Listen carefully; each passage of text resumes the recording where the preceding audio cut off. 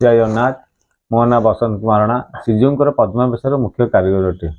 ये बेश हूँ आम पंडुपूर्णिमा अनुकूल कराए पाखापाखि 1.5 मास लगे भेष प्रस्तुति ए सोल जरी ये आम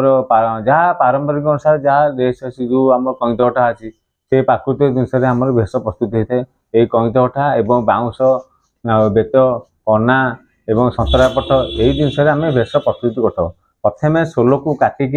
आम पेपर भाया काटि था। ये पेपर भाया काटिक ये पद्म फूल एवं डाली हंस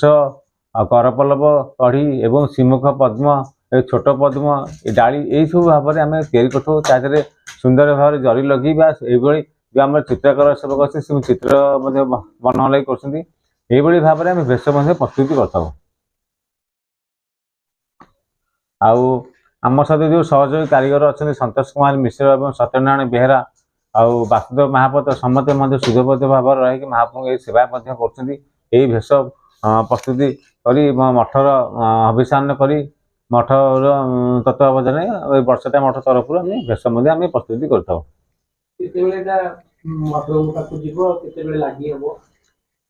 यहाँ आमर संध्या दीप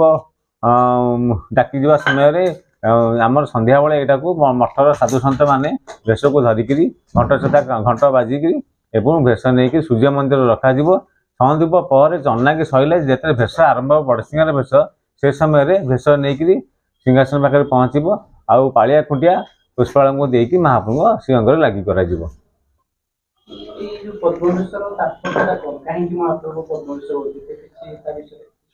हाँ आम जहाँ मठ तरफ जानी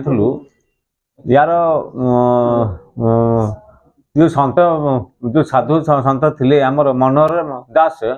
से ब्रह्मगिरी पाखर आसला बेल गोटे पुष्करणी जो पद्म फूल फुटी से फूल नहीं पुरी पहुँची से फूल मलिन पड़ जाता सेवक ग्रहण करते रखी जो रजा स्वप्न दशा आसला जे फूल जड़े भक्त नहीं आती कहीं लगी कराने देखला से फूल सतेज होता से दिन ठार महाप्रभु ये पद्म भस ही आसुची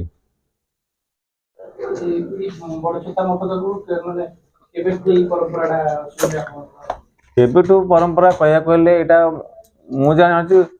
1000 वर्ष पाखापाखि हो पारे दीर्घ वर्ष आसला पाखापाखि 1000 वर्ष कि पूर्व हो कौ वर्ष से आम कहीपर।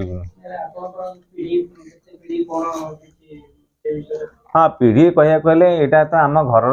जेहतु सेवा नुह ना यहाँ आम कारीगर जो आम पूर्व जो थे नारायण प्रधान एवं आम शिक्षा ग्रहण करूँ मु पाखापाखि 25 वर्ष पाखापाखि आम सहयोग कर 25 वर्ष 30 वर्ष पाखापाखि आम ये भेष तैयारी खाली ये भेष न महाप्रभु जिते सब भेष अच्छी हाथी भेष हो नवांग भेष हो कृष्ण बलराम भेष गजोदराम भेष नागार्जुन भेष संपूर्ण भेष आम महाप्रभु तैयारी करूँ यही आमर सहयोग कारीगर सहित मिसी हम सहित भेष तैयारी करूँ आम गुरु नारायण प्रधान आशीर्वाद हेतु महाप्रभु सेवा हेतु आम भेष तैयारी करूँ।